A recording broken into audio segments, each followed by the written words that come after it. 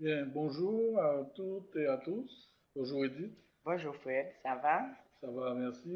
Et nous allons aujourd'hui présenter un aperçu du processus de reconnaissance à l'intention des institutions de formation en sciences de la santé. Je suis le docteur Frédéric Barraud-Desjans, directeur du CIFAS, ministère de la Santé publique.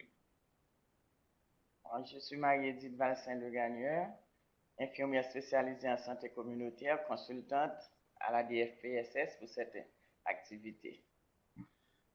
Donc, nous allons vous présenter, bien sûr, les éléments essentiels et les composantes du processus de reconnaissance, et particulièrement pour vous aider à comprendre le rôle des institutions dans ce processus.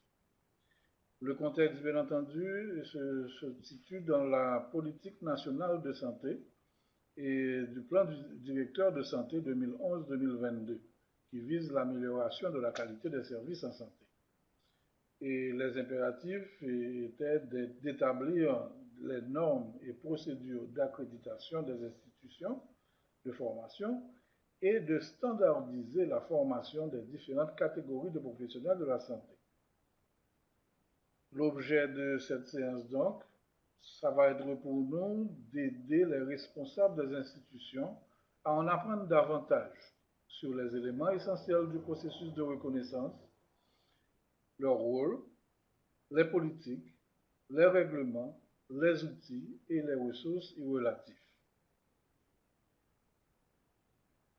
Bien sûr, nous avons tenu compte de différentes réactions, des attentes déjà exprimées par certains de vos collègues. Et à la fin de cette présentation, si certaines attentes n'auraient toujours pas été comblées, bien entendu, il sera possible de nous contacter pour répondre à vos questions. La reconnaissance en elle-même.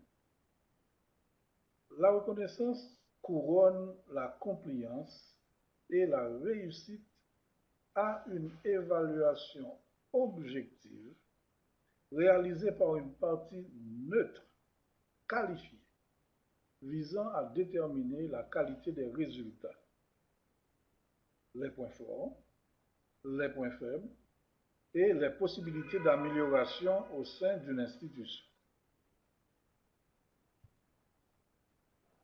La reconnaissance implique une évaluation approfondie par rapport à des normes prédéterminées, des structures, processus et résultats de l'institution d'enseignement et du programme par des pairs. Aussi, un rapport d'examen qui évalue les paramètres retenus et qui identifie les forces, les vulnérabilités et les possibilités de perfectionnement de l'institution évaluée. Donc en fait, c'est un processus qui va favoriser l'amélioration de la qualité de la formation offerte. En plus, cette reconnaissance informe le public de la conformité aux normes d'une institution pour une période déterminée, avec bien entendu un cycle de planification répétitif qui est la mise en œuvre, l'évaluation et l'action. L'objet, L'objet de la reconnaissance. Son objet est de protéger les intérêts du public.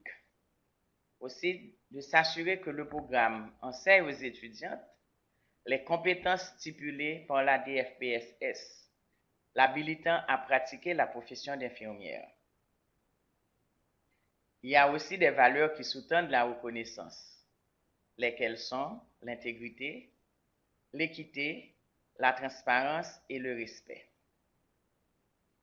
Essayons de définir ces valeurs. D'abord, le respect. C'est d'avoir de l'égard envers les autres et être reconnaissant de leur apport. Équité, faire preuve d'ouverture d'esprit, d'impartialité, d'objectivité et d'équité.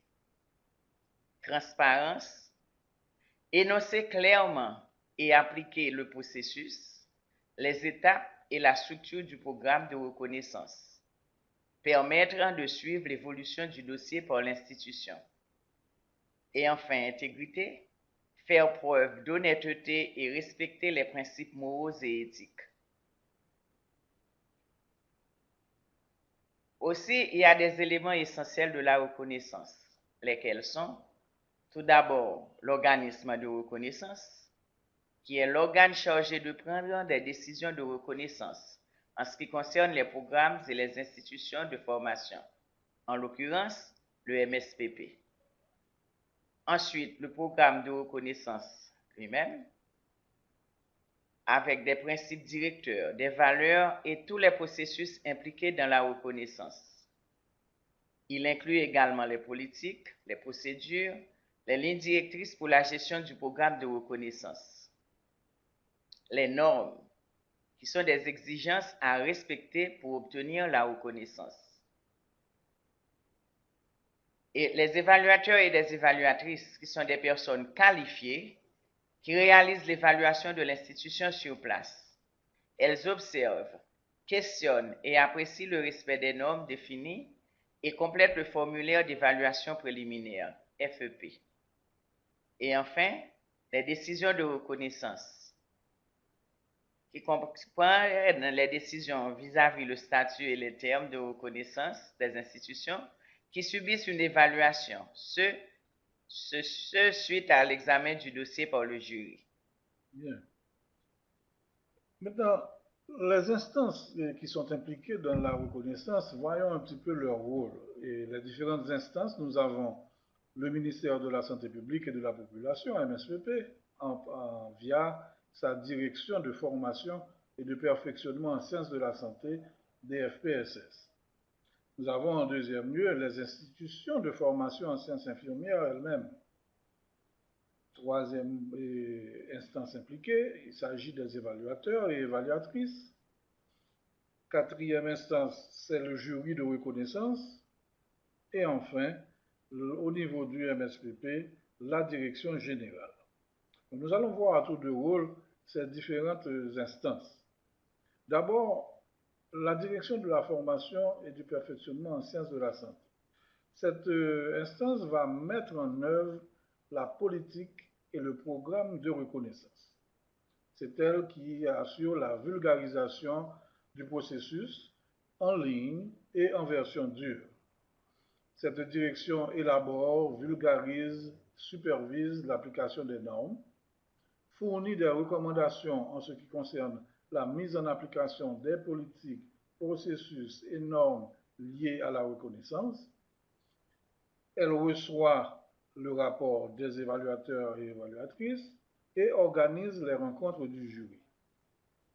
Et enfin, elle soumet tous les documents au jury. Il s'agit du dossier, de la fiche signalétique, du formulaire d'auto-évaluation.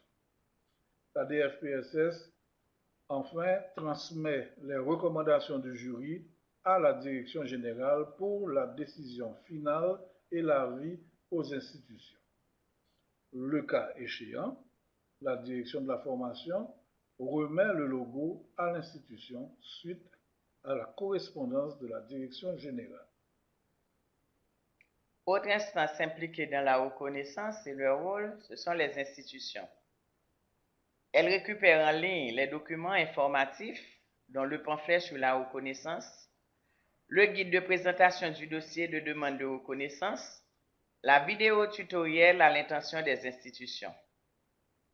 Elles récupèrent en ligne les documents constitutifs du dossier, dont le formulaire d'évaluation préliminaire et ses annexes. Elles payent les frais administratifs pour la gestion du dossier et récupèrent le reçu. Constituent le dossier de demande de reconnaissance, soumettent le dossier complet à la DFPSS, récupèrent le reçu de soumission du dossier, font le suivi en ligne de l'évolution de leur dossier, reçoivent et accompagnent les évaluatrices, valident le rapport des évaluatrices et enfin mettent en application les recommandations de la DFPSS. Donc c'était là donc, le rôle des institutions. Maintenant, nous avions parlé également des évaluateurs et des évaluatrices comme autres instances impliquées. Et il faut dire que ces évaluateurs et évaluatrices sont indispensables au succès, non seulement au succès, mais également à la crédibilité du programme de reconnaissance. D'abord, ces évaluateurs procèdent à l'analyse de la section auto-évaluation du formulaire d'évaluation préliminaire transmis par l'institution, effectue les visites d'évaluation de l'institution et apprécie la mise en application par l'institution des normes consignées dans le formulaire en observant les éléments clés retenus, remplissent la section réservée aux évaluateurs et notent les observations découlant des visites de validation, obtiennent la signature du responsable de l'institution pour vérifier que ce responsable a été informé du contenu du rapport. Et enfin, transmettre le dossier à la direction de la formation et du perfectionnement en sciences de la santé pour les suites nécessaires. Il faut noter à ce stade que les évaluateurs et les évaluatrices ne prennent aucune décision relative à la reconnaissance. Cette responsabilité incombe au jury de reconnaissance et la décision finale revient au MSPP. Maintenant, parlons du jury de reconnaissance. Son rôle, c'est d'analyser les dossiers de reconnaissance transmis par la direction de formation et de perfectionnement en sciences de la santé. Formule des recommandations de décision de reconnaissance à la DFPSS en fonction de l'évaluation du dossier complet.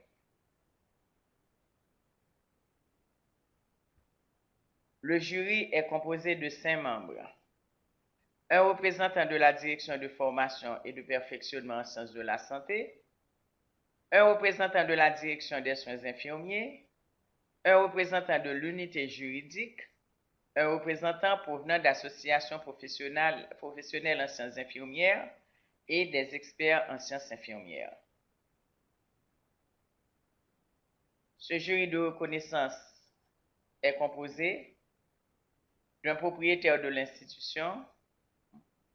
Avant d'éviter tout conflit d'intérêts, aucun membre du jury ne peut être partie prenante dans l'établissement de formation à évaluer. Donc, aucun membre du jury ne peut être propriétaire de l'institution, coordonnateur d'études, actionnaire de l'établissement, enseignant ou moniteur de stage, évaluateur de l'institution de formation qui fait l'objet de l'évaluation.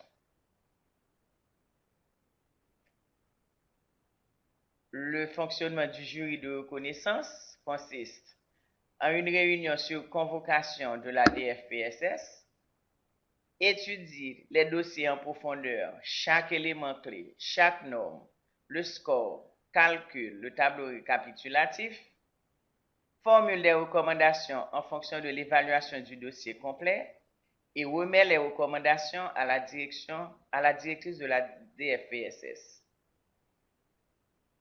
Autre instance impliquée, c'est le 5e point, donc on revient au ministère de la Santé publique et de la population au niveau donc de la direction générale. Et c'est sur recommandation donc de la direction de la formation et du perfectionnement en sciences de la santé que la direction générale va émettre la décision finale concernant l'octroi de la reconnaissance et donc va la communiquer aux institutions avec copie conforme à la direction de la formation pour les suites nécessaires. Maintenant, voyons les catégories de reconnaissance. Il existe 4 options possibles. D'abord, l'octroi de la reconnaissance pour une période de 5 ans, sans recommandation ou avec des recommandations mineures. Ensuite, on a l'octroi de la reconnaissance pour une durée de 2 ans avec des recommandations majeures. Et aussi, le refus de la reconnaissance avec recommandation pour une éventuelle resoumission du dossier. Et en fin de compte, le refus de la reconnaissance sans possibilité de resoumission. Les 2 premières options donnent droit au logo de reconnaissance. Tu as parlé, Edith, du refus de la reconnaissance. Et la lettre de refus de la direction générale va être accompagnée des recommandations qui sont faites à l'institution, recommandations produites par la direction de la formation au sujet des déficiences ou des points faibles constatés et qui sont à corriger.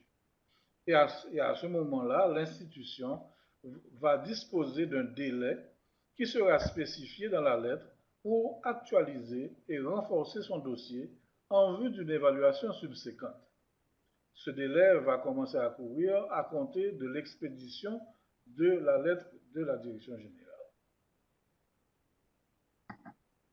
Les institutions non reconnues par l'EMSPP ne sont point autorisées à dispenser la formation en sciences infirmières. Elles peuvent soumettre un nouveau dossier pour évaluation. Maintenant, parlons du maintien de la reconnaissance. Lorsque la période de reconnaissance touchera à sa fin, l'institution fera l'objet automatiquement d'une évaluation de la DFPSS pour statuer sur le renouvellement de sa reconnaissance. Des frais administratifs, bien entendu, seront appliqués comme pour la première évaluation. Et pour ce processus de reconnaissance, donc on peut distinguer plusieurs phases de ce processus. D'abord, à la phase 1, il y a la demande de reconnaissance. En deuxième temps, il y a les visites d'évaluation. Il y a ensuite les recommandations du jury. Et enfin, la décision finale de la Direction générale du ministère de la Santé publique et de la population avec sa notification aux institutions.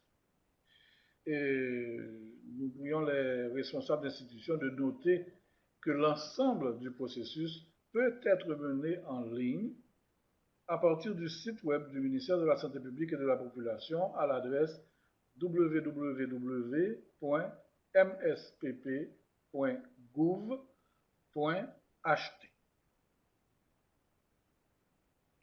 OK? Maintenant, voyons les différentes étapes par les différentes phases. Pour la phase 1, demande de reconnaissance. La première étape, c'est que les responsables de l'institution adressent une lettre de demande de reconnaissance accompagnée d'un dossier complet constitué suivant les indications stipulées dans le guide de présentation du dossier de demande de reconnaissance. L'institution doit détenir un permis de fonctionnement valide.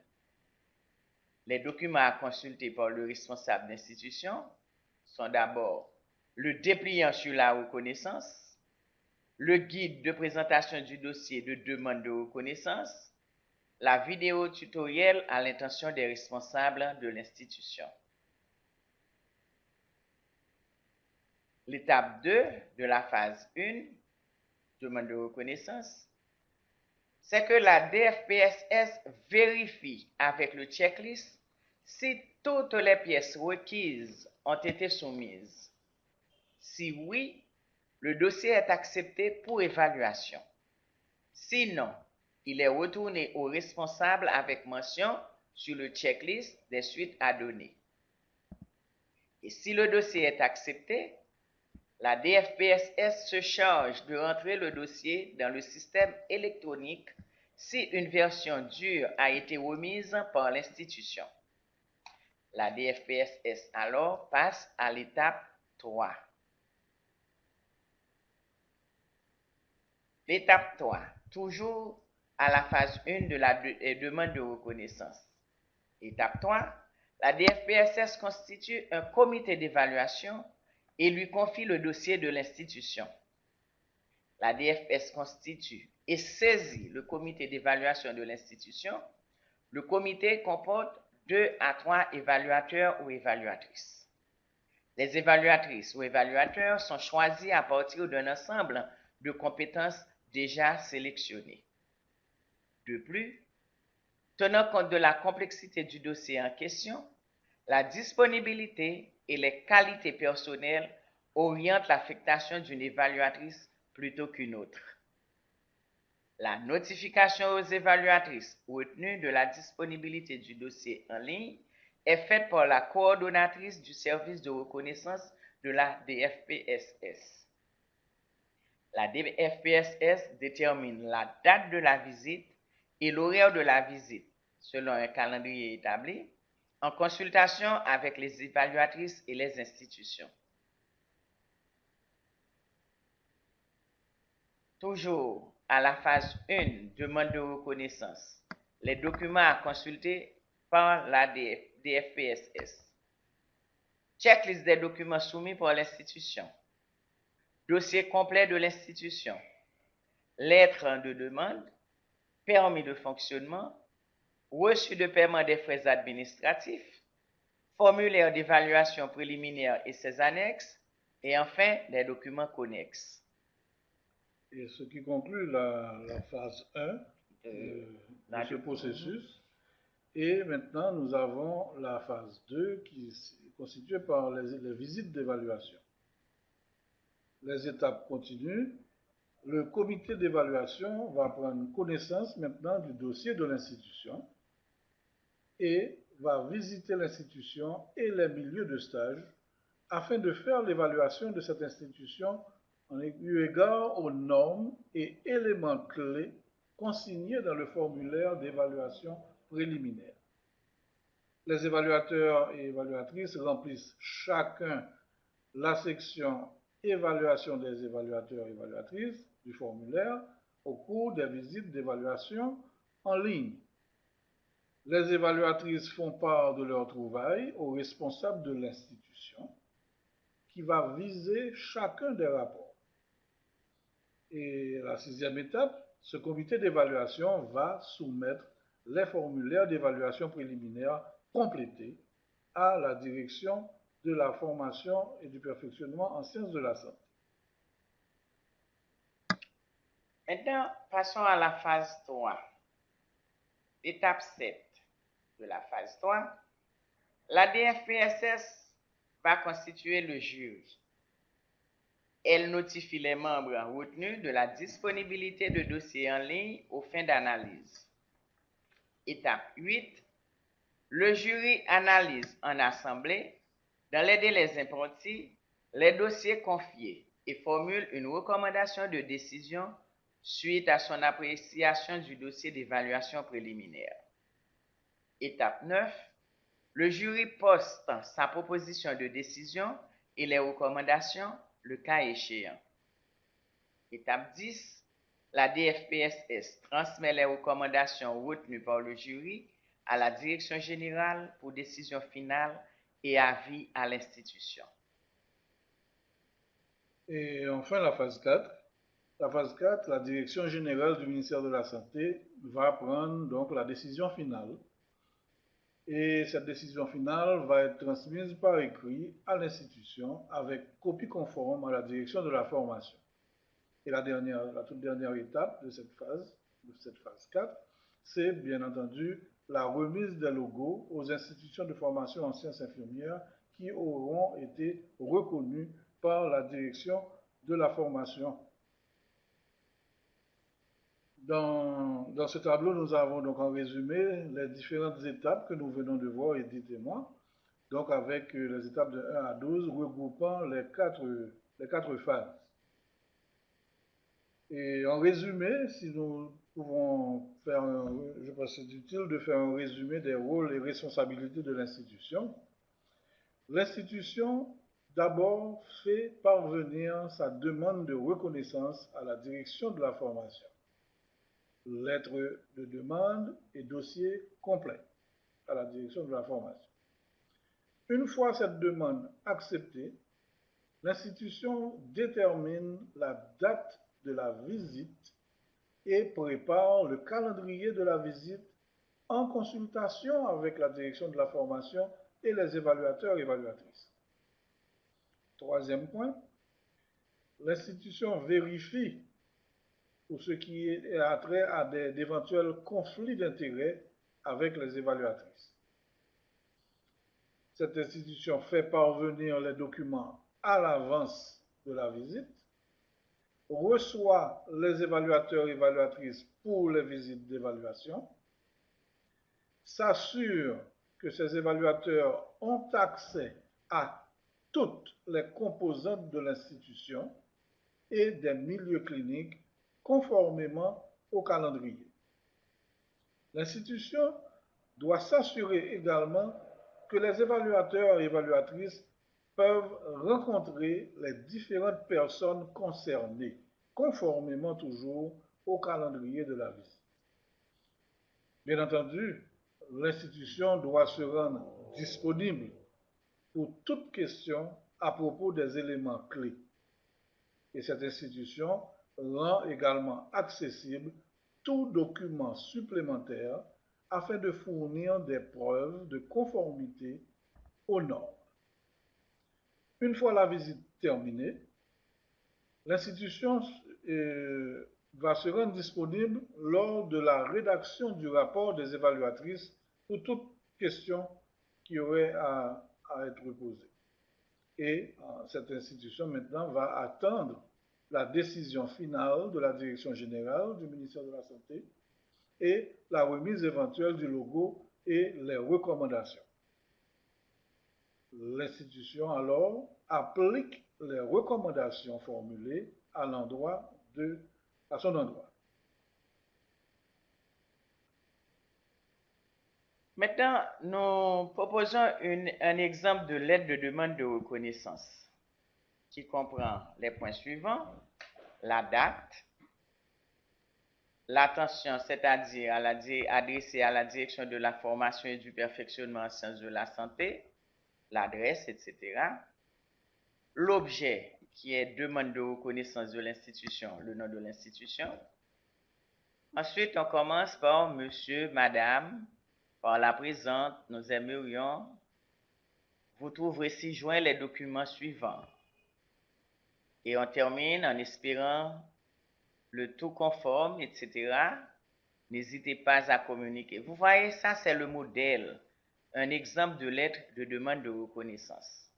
Vous pouvez y avoir accès sur le site du MSPP. Maintenant, il y a aussi le formulaire d'évaluation préliminaire, qui est un document qui s'articule en 3 parties. La première partie est constituée d'une fiche signalétique de l'institution. La deuxième partie présente les directives aux institutions. Et la troisième partie constitue le formulaire d'évaluation préliminaire proprement dit. 7 domaines ont été retenus pour l'évaluation et sont pris en compte dans le formulaire d'évaluation préliminaire. D'abord, on a le programme d'études, le curriculum. Deuxièmement, le personnel enseignant. Point 3, l'infrastructure, bâtiments et milieux de stage. Point 4, les équipements et matériels, système d'évaluation, la gouvernance et en fin de compte, les finissantes. Il y a des étapes aussi pour remplir ce formulaire d'évaluation préliminaire. Tout d'abord, on doit lire les instructions attentivement.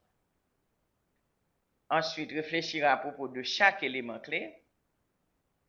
Troisièmement, remplir tous les formulaires connexes et s'y référer toutes les fois que nécessaire. Point 4. Les institutions complètent la colonne auto-évaluation. Et en fin de compte, point 5. Elles identifient tous les éléments probants pour appuyer votre point de vue. Les procès-verbaux de réunion, les documents, etc. Pour chacun des 7 domaines retenus, le score maximum que peut obtenir l'institution est porté ainsi que la norme établie. Suit un tableau qui comporte 4 blocs.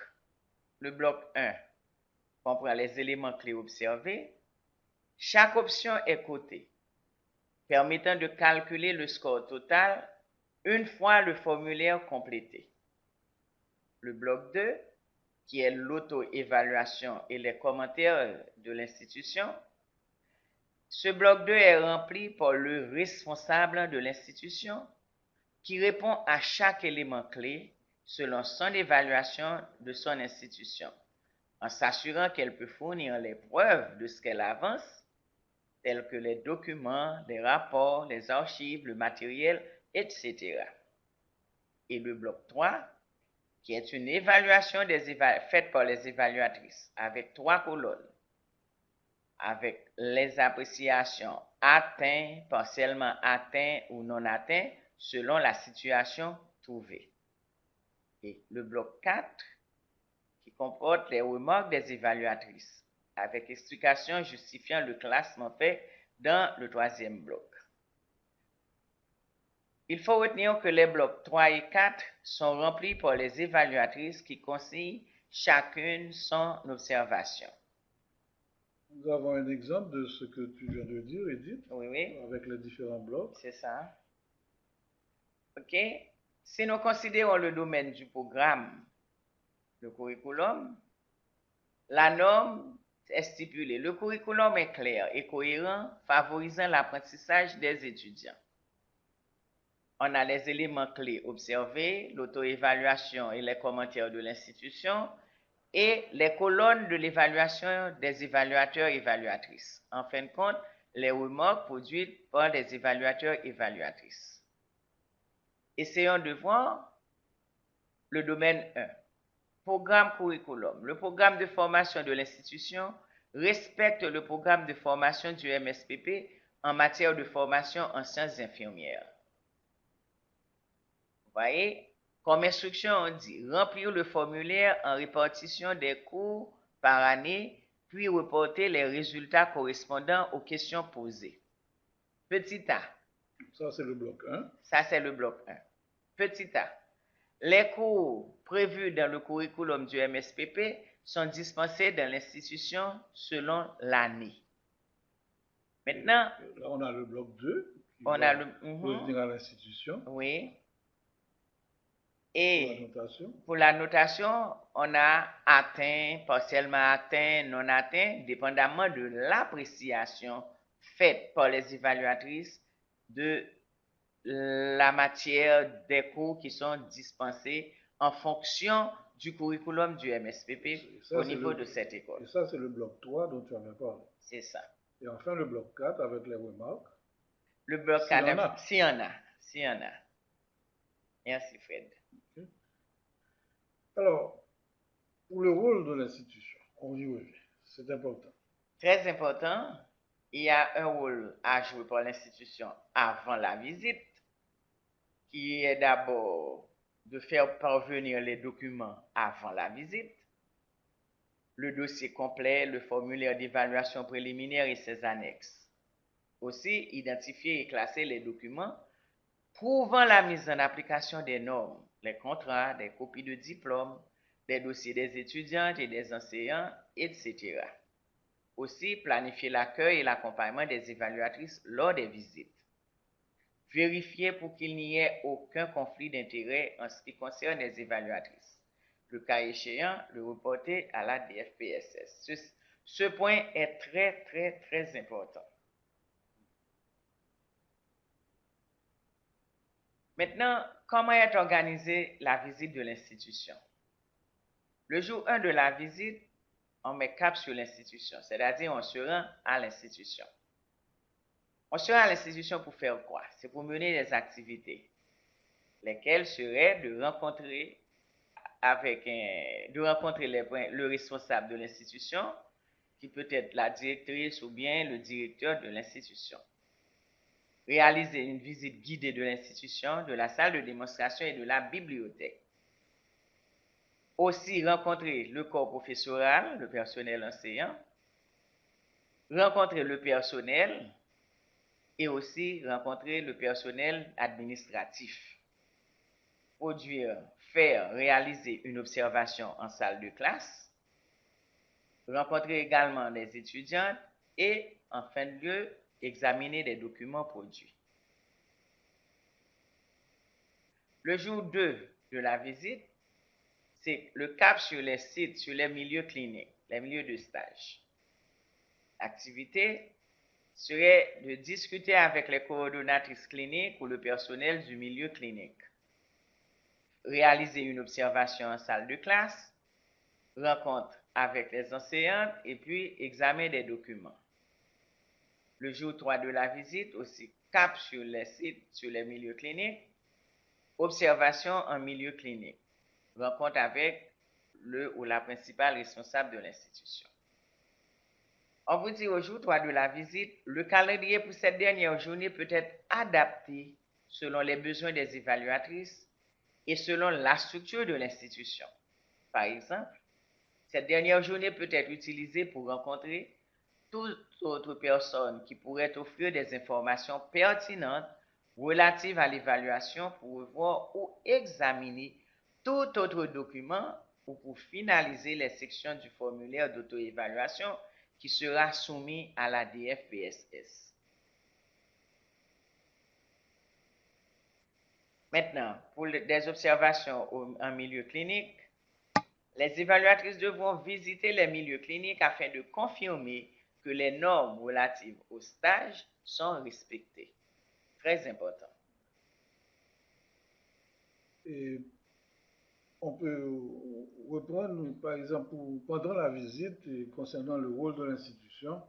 Donc, l'institution devra accueillir chacun des membres de l'équipe, s'assurer que le calendrier détaillé établi pour la visite est respecté. L'institution devra faciliter la visite des installations, des laboratoires, bibliothèques, salles de classe, etc. Être disponible pour répondre aux questions, c'est un point assez important aussi, et fournir des précisions et de l'information au besoin.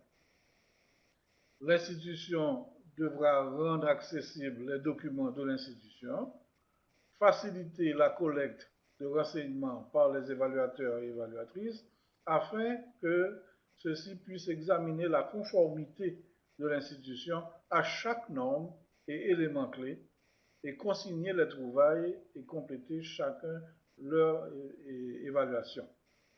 Et enfin, l'institution prendra connaissance de ces observations et l'institution doit signer les rapports des évaluatrices. Après la visite, bien entendu, l'institution s'assurera de suivre l'évolution du dossier en ligne à partir du numéro d'accès qui lui sera décerné, attribué. Et enfin, bien entendu, il s'agira d'attendre la décision finale du ministère de la Santé. Nous avions parlé des domaines d'évaluation, faisons un rappel, et Edith l'avait mentionné tout à l'heure. La catégorie de reconnaissance octroyée à l'institution traduit la performance de cette institution de formation en ce qui se rapporte aux 7 domaines d'évaluation suivants. Le programme lui-même, le curriculum, le personnel enseignant, l'infrastructure en elle-même, c'est-à-dire le bâtiment des écoles et des milieux de stage, les ressources, qu'il s'agisse d'équipements ou de matériel, l'évaluation, admission et examen de passage qui sont organisés au niveau de l'institution, la gouvernance de l'institution et les finissantes elles-mêmes dans certains cas. Et pour chacun de ces domaines, comme nous allons le voir tout à l'heure, il a été établi une ou plusieurs normes spécifiques, un descripteur par norme et des éléments clés. Donc, prenons ces domaines à tour de rôle. Nous venons de dire que chaque domaine d'évaluation est précisé par une norme, une ou plusieurs normes, par un descripteur et par des éléments clés. Si nous prenons le premier domaine d'évaluation que nous avions cité, c'est-à-dire le programme de l'institution, le curriculum lui-même. Donc là, nous voyons que pour ce qui est de la norme, c'est qu'il y ait un curriculum clair et cohérent qui puisse favoriser l'apprentissage des étudiants. Le descripteur de cette norme, c'est le programme de formation de l'institution qui respecte le programme de formation du ministère de la Santé publique en matière de formation en sciences infirmières, qu'il s'agisse de la théorie ou de la pratique. Et de là découlent différents éléments clés qui vont être observés à tour de rôle. D'abord, les cours prévus dans le curriculum du MSPP sont dispensés dans l'institution selon l'année. Le nombre d'heures requis par matière et par année, est-ce qu'il est adéquat? Le nombre d'heures requis par matière et par année est-il respecté? Le curriculum de formation décrit par matière les buts et objectifs de formation, les contenus et méthodes pédagogiques pour chaque matière et les moyens d'évaluation. Et enfin, l'organisation des stages prévoit les buts et objectifs d'apprentissage, les contenus et les moyens d'évaluation. Ça, c'est pour le premier domaine d'évaluation. On peut prendre le deuxième domaine. Le deuxième domaine serait le personnel enseignant. Toujours comme l'a présenté Fred pour le premier domaine, il y a la norme, il y a un descripteur et des éléments clés. La norme stipule, c'est que le personnel enseignant facilite l'apprentissage des connaissances, des capacités et des attitudes en sciences infirmières chez les étudiants. Il faut noter bien qu'il y a 5 catégories de personnel enseignant. La directrice de l'institution ou la doyenne, la coordonnatrice des études ou la vice-doyenne, la coordonnatrice de stage et les enseignants. Aussi les monitrices de stage. Pour ce domaine, il y a 2 descripteurs. Le premier descripteur, c'est que l'institution de formation détient un nombre suffisant d'enseignantes qualifiées et en adéquation avec les matières enseignées. Les éléments clés qui sous-tendent ce descripteur, c'est que les enseignantes sont des diplômés, spécialistes dans le domaine de la matière enseignée. L'encadrement des étudiantes en stage est assuré par des monitrices ayant les compétences requises pour le type de service. Le ratio monitrice-étudiante est appliqué selon les prescrits. Le contrat des enseignants est compatible avec le nombre d'heures requises pour la matière enseignée et la disponibilité de l'enseignante est compatible au nombre d'heures requises sur l'ensemble de ses contrats avec l'institution. Ça, c'est pour le descripteur 1. Maintenant, pour le descripteur 2, toujours eu égard à cette norme, les enseignants enseignent effectivement le contenu de la matière tel que prévu dans le curriculum. Et les éléments clés qui supportent ce descripteur, c'est que les professeurs remettent le syllabus de cours pour la matière enseignée. Les syllabus de cours sont conformes aux objectifs d'apprentissage de la matière enseignée. Les professeurs remettent les plans et les contenus de cours avant leurs interventions. Chaque étudiant dispose d'un carnet de suivi de stage complété et visé par une monitrice de stage en fonction des stages déjà effectués selon l'année. Et, en dernier lieu, le suivi des étudiants en stage est effectué. Contrôle et historique de la présence au stage. Ça, c'est pour le domaine 2 concernant le personnel enseignant. Voyons le troisième domaine quand il s'agit des ressources. Donc, comme norme, c'est que l'institution dispose des ressources nécessaires pour faciliter l'apprentissage et le fonctionnement efficace du programme de formation. Nous avions dit que ces ressources englobent les équipements, les matériels, et puisque les ressources humaines elles-mêmes ont été prises en compte dans le domaine personnel enseignant et aussi dans la gouvernance, comme nous allons le voir tout à l'heure. Donc, il s'agit ici pour les ressources des équipements et matériels nécessaires pour accomplir la mission et les buts de l'institution. Alors, comme descripteur, ce qu'on a, c'est que l'institution est bien pourvue en ressources matérielles et technologiques de manière à mettre l'étudiant dans les meilleures conditions d'apprentissage. Et 4 éléments clés sont à observer dans cet exemple. C'est que 1. Le mobilier et le matériel didactique sont en nombre suffisant. Le matériel pédagogique est adapté à la méthodologie d'apprentissage. Les salles de démonstration de travaux pratiques sont pourvues de matériel pédagogique et didactique récent, en quantité suffisante et en relation avec les nouvelles technologies pour l'apprentissage des étudiants. Et enfin, l'institution dispose d'une bibliothèque physique et ou virtuelle contenant des ouvrages spécifiques aux différents domaines de formation traitant de la santé en général en vue de faciliter les travaux de recherche. Okay. Maintenant, considérons le domaine 4 traitant de l'infrastructure, des bâtiments des institutions et des milieux de stage.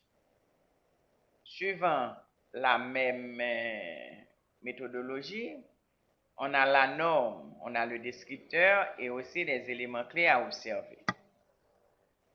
Pour ce domaine d'infrastructure, la norme, on dit, l'infrastructure de l'institution et les sites de stage facilitent l'apprentissage des étudiantes. Le descripteur, l'infrastructure est adaptée aux exigences d'une institution de formation en termes de bâtiments, répartition des salles et conformité en termes de dimension, éclairage, aération, accès, etc., existence de sanitaires, cafétéria, etc. Les éléments clés qui seront observés, c'est que les bâtiments de l'institution répondent aux normes et standards de construction du MSPP. Les salles de cours sont appropriées en termes d'espace, d'aération, d'éclairage, d'accès et d'évacuation en cas d'urgence. Les sanitaires sont appropriés et accessibles. Il y a accès à l'eau potable qui est très important au milieu de formation. Tout à fait. L'infrastructure qui doit être propre. Les sites de stage de l'institution remplissent les conditions requises pour accueillir les étudiants et les encadrer au niveau clinique et communautaire. Les stages sont effectués dans des structures appropriées pour les matières. Les salles de démonstration de travaux pratiques sont appropriées, très important aussi. L'institution dispose d'une bibliothèque physique et ou virtuelle contenant des ouvrages spécifiques aux différents domaines de formation de la santé en général, en vue de faciliter des travaux de recherche. C'est un point important aussi, puisqu'on insiste là-dessus, on est revenu là-dessus. Et aussi, il faut qu'il y ait des ouvrages récents aussi. Et aussi, en dernier lieu, la répartition des salles de l'institution est appropriée. Il y a existence de cafétéria, des toilettes, etc. Pour l'évaluation, c'est encore un autre domaine, ce qui concerne l'admission et les examens de passage. Donc, ce que nous avons comme norme, c'est que les étudiantes admises à l'institution de formation en sciences infirmières ont les connaissances, les attitudes et les aptitudes pour la formation en sciences infirmières. Ces étudiantes acquièrent les connaissances d'une année à une autre comme prévu. Donc, nous avons plusieurs descripteurs. Nous avons comme premier descripteur, c'est que l'admission comprend les normes, les politiques et les procédures de sélection des étudiants. Élément clé, c'est que les critères d'admission sont établis et sont appliqués par l'institution selon les prescrits du ministère de la Santé publique et de la population. Deuxième élément clé, c'est que l'admission dans l'institution de formation en sciences infirmières se fait sur la base d'un concours permettant d'évaluer les connaissances, les attitudes et les aptitudes du ou des candidats. Deuxième norme, et dans le cas d'évaluation, dans ce domaine d'évaluation, c'est que les étudiants de l'institution de formation ont les connaissances, les attitudes et les aptitudes pour la formation en sciences infirmières. Donc, le deuxième descripteur dont on avait parlé, c'est que la passation maintenant d'une année à une autre implique l'acquisition et la maîtrise de connaissances, d'attitudes et le développement d'aptitudes nécessaires à la pratique des soins infirmiers. Et ce qu'on va observer ici comme élément clé, d'abord, le système d'évaluation des étudiants est adéquat dans sa fréquence, son déroulement, sa valeur formative et sommative, et les critères de passage d'une année à l'autre sont bien définis. Et deuxième élément clé à observer, c'est que le passage des étudiants d'une année académique à une autre est conditionné par la réussite à un examen de passage conforme.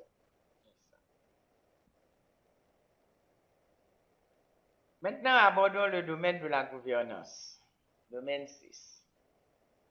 La norme stipule que la gouvernance de l'institution est efficace et facilite l'accomplissement de la mission et des buts. Le dispositif de gouvernance de l'institution de formation est en accord avec les normes et les standards prescrits par le MSPP. Maintenant, le descripteur dit que la gouvernance désigne la structure organisationnelle et fonctionnelle de l'institution, les règlements et les procédures. Les éléments clés à observer sont les suivants. Les règlements de l'institution décrivent la structure organisationnelle et fonctionnelle de l'établissement. Règlements généraux, règlements internes, etc. Les contrats de travail sont rédigés selon les prescriptions légales en vigueur dans le pays. Chaque ressource humaine de l'institution dispose d'un contrat à jour avec l'institution.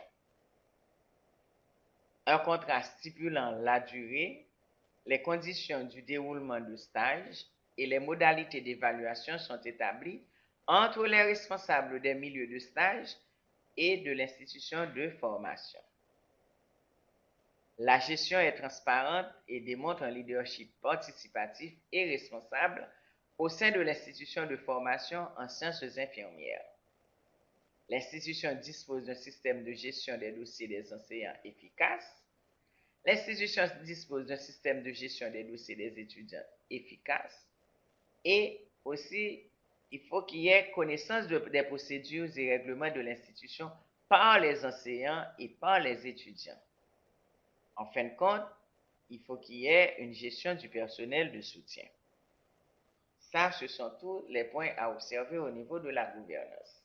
Et le dernier domaine, on avait parlé des finissantes, dans certains cas, et c'est le septième domaine. Comme norme, il est établi que les finissantes de l'institution accèdent à la pratique infirmière bien préparées pour l'exercice de la profession, ayant acquis les connaissances, les capacités et les attitudes nécessaires pour dispenser des soins de qualité. Donc, vous comprenez que cette norme s'applique seulement aux institutions qui ont déjà eu des finissantes et qui ont participé aux examens d'État. C'est sûr. Alors, le descripteur, dans le cas des finissantes, le descripteur, c'est que le diplômé ou la diplômée a obtenu une formation lui permettant l'exercice de la profession selon les normes établies par le MSPP. Et l'élément clé à observer, c'est le pourcentage de réussite aux examens d'État, qu'il s'agisse de la pratique ou de la théorie. Donc là, je crois que nous avons bouclé les 7 domaines d'évaluation. Oui, oui. Maintenant, nous parlons de notre... d'un point sensible, d'un aspect très sensible, qui est le conflit d'intérêts. On vous dit ici que les lignes directrices sur les conflits d'intérêts orientent le programme de reconnaissance ainsi que toutes les personnes impliquées dans le processus. Essayons de définir conflit d'intérêts.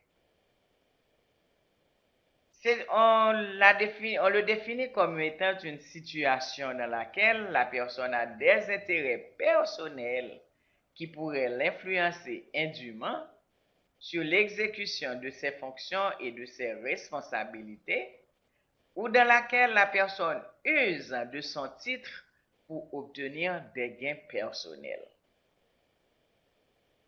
C'est tout conflit d'intérêts potentiel ou actuel doit être divulgué. Et c'est la responsabilité de l'institution et de toute autre personne concernée d'informer la DFPSS lorsqu'un conflit potentiel ou actuel a été identifié. Je crois que c'est un point très important. Et ce n'est pas une situation souhaitable. Tout à fait. Maintenant, les évaluatrices et les membres du jury doivent divulguer tout conflit d'intérêts potentiel, tels que des liens de parenté, d'amitié ou d'intimité avec des membres de l'institution, ses partenaires ou ses étudiants, des partenaires financiers ou des intérêts économiques en commun avec l'institution, ses partenaires ou ses étudiants. Dans le cas où il existe plus d'un de ces conflits d'intérêts potentiels, la personne ne doit pas faire partie du comité d'évaluation ou du jury. Très important. Et on remarque qu'on demande et à l'institution et aux évaluateurs, aux membres de jury, de signaler tout conflit potentiel. Il y a un formulaire pour rédiger les conflits d'intérêts. On a dit ici, les évaluatrices sont tenues de lire la politique sur les conflits d'intérêts et de signer le formulaire qui suit afin de signifier qu'elles respecteront la politique et qu'elles y souscrivent. Conflits d'intérêts.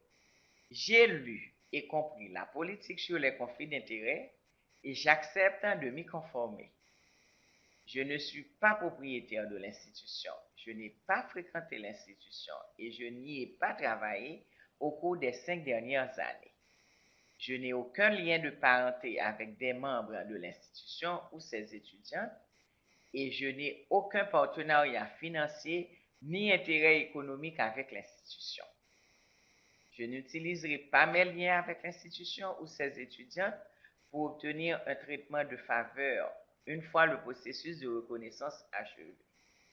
Je ne me servirai pas de renseignements obtenus pendant la visite de l'institution pour obtenir un traitement de faveur. Je n'accepterai pas de cadeaux ni de faveur de l'institution ou de ses étudiants. Il y a la signature de l'évaluateur ou de l'évaluatrice, signature d'un témoin, nom en lettres, il faut écrire les noms en lettres moulées, la date, etc. Et en fait, on peut dire que c'est une sorte de garantie pour les institutions elles-mêmes, parce que au fond, c'est pour avoir un maximum de transparence, c'est ça. Et que cela se passe vraiment de façon très neutre, en toute objectivité. C'est ça. Oui. Maintenant, on peut parler aussi de confidentialité. Parce que les personnes qui participent au processus lié à la reconnaissance ont accès à des documents et de l'information confidentielle.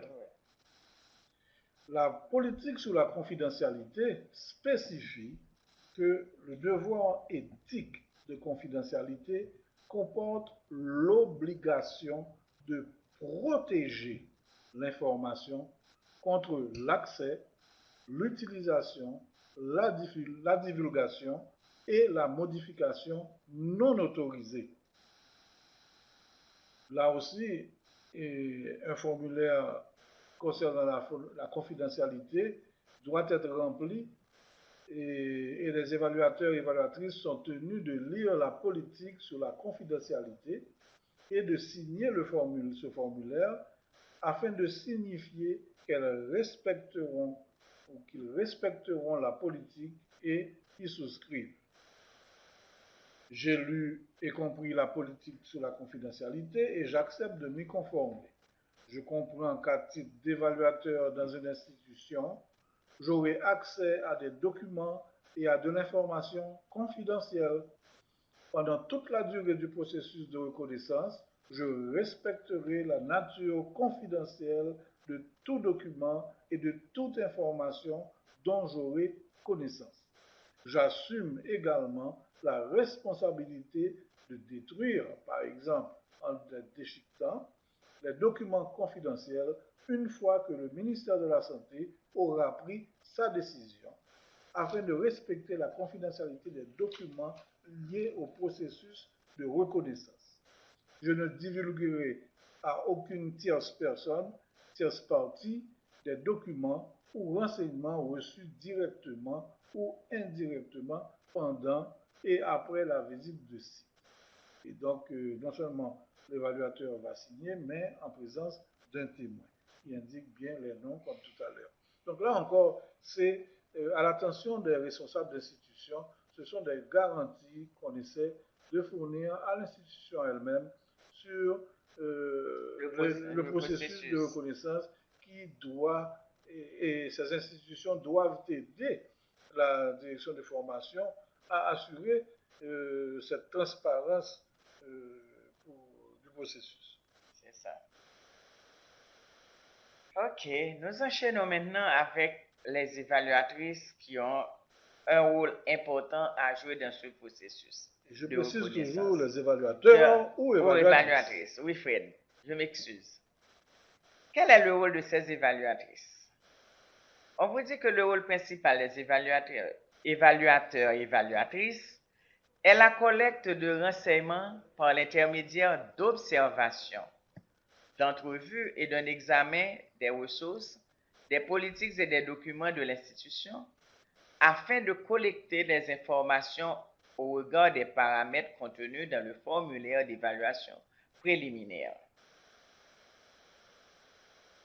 Ces évaluateurs et évaluatrices ont des rôles pendant la visite. Et ces rôles, c'est l'identification de chacun des membres de l'équipe, le suivi du calendrier détaillé établi pour la visite, la collecte de renseignements sur les éléments clés pour chaque norme par l'intermédiaire d'observations, d'entrevues et d'un examen des ressources, des politiques et des documents de l'institution, d'examiner la conformité de l'institution à chaque norme et chaque élément clé, de confirmer l'information fournie par l'institution dans son auto-évaluation par processus de validation, triangulation. Il y a aussi la collecte d'éléments probants, consultation de documents. On vous dit que les documents sont des preuves tangibles de réunions, de politiques officielles, de procédures, de structures, de fonctions, de méthodes, de notation, de charges de travail, de programmes d'études, etc. Les évaluatrices devaient entreprendre l'étude des documents additionnels produits au cours de la visite sur place autant que possible. Collecte d'éléments probants. Observation. L'orientation des évaluatrices au campus devait être l'occasion d'observation. Habituellement, ces visites ont lieu au tout début. Il en est de même des visites au site de stage. L'observation reste une faculté indispensable pour obtenir de l'information au regard d'éléments probants. Exemple, la visite des installations, des services destinés au corps professoral et aux étudiants, des laboratoires, de la bibliothèque, des salles de classe, des centres informatiques, renseigne sur les ressources disponibles. Les évaluateurs et évaluatrices observent l'interaction entre les étudiantes et le corps professoral dans les cours, les séminaires, les activités de laboratoire et milieux cliniques. Collecte d'éléments probants, réunion de groupe. Il est important que 2 évaluateurs et évaluatrices assistent à ces réunions, une assumant la présidence et l'autre agissant à titre de secrétaire. La présidente introduit les participants, indique l'objectif de la rencontre, facilite la discussion en adoptant une approche de type groupe de discussion, consultation. Et la secrétaire elle-même prend des notes précises des principaux points. Elle agit également à titre de chronométreuse. C'est-à-dire la gestion du temps. Du temps, oui. Il y a aussi les entrevues. Il y a aussi les entrevues. On vous dit que la plupart des données obtenues sont recueillies lors d'entrevues. Les évaluateurs et évaluatrices préparent des questions avant les réunions prévues, et ce, dans le but de résumer quotidiennement l'information obtenue et de déterminer ou peaufiner de nouvelles questions d'entrevue à poser le jour suivant. Pendant les entrevues, les membres du comité d'évaluation se présentent, expliquent leur rôle et le but de l'entrevue, posent des questions neutres, ouvertes, sans jugement, qui visent à obtenir plus de renseignements, des précisions ou des explications. Les réunions avec des personnes clés et des sujets pouvant être examinés. La direction, présidente ou doyenne, examiner les relations qui existent entre la dirigeante et ses collègues et supérieurs. Supérieure immédiate de la principale responsable des sciences infirmières de l'institution, fonctionnement et structure organisationnelle de l'unité. Responsable de programme, structure et fonctionnement de l'institution, comité du programme d'études, renseignements liés au programme d'études, mise en correspondance entre les concepts et thèmes du programme d'études et les compétences d'entrée à la pratique. Réunion, comité d'évaluation, examen détaillé du processus d'évaluation. Le corps professoral, élaboration, mise en œuvre et efficacité du programme d'études, les buts et objectifs, suffisance des ressources. Les apprenants, la qualité du programme, les installations, la suffisance des services. Bibliothécaires, besoins des étudiants, les ressources fournies. Tout cela pour la collecte d'éléments probants. En fait, on pourrait quand même conclure en parlant du manuel de référence. La reconnaissance des institutions de formation en sciences infirmières, et donc ce manuel de référence, il contient justement les normes que nous avons décrites, les processus, les étapes que doivent observer les institutions. Ce manuel inclut également les politiques et les lignes directrices, les formulaires, les outils, et il en est de même, encore une fois, nous le rappelons, du site web du ministère de la Santé publique que vous pouvez consulter au www.mspp.gouv.ht.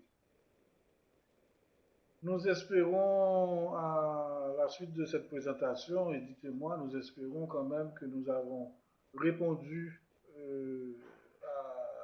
aux attentes que vous aviez à partir de besoins qui avaient été exprimés. Et en termes de compréhension, bien sûr, nous vous encourageons à revoir ce tutoriel vidéo. Et à ce moment-là, s'il y a toujours des questions, vous pouvez toujours les formuler à notre intention. N'hésitez pas à le faire.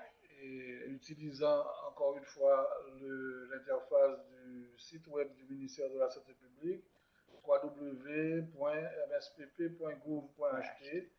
Dans la page d'accueil, vous avez une rubrique Contact. Il suffit de cliquer dessus, indiquer son adresse email et poser la question que vous souhaitez, pour laquelle vous souhaitez avoir plus d'explications ou d'éclaircissements. Donc encore une fois, pour toute question, contactez-nous à partir du site web du ministère de la Santé publique et de la population.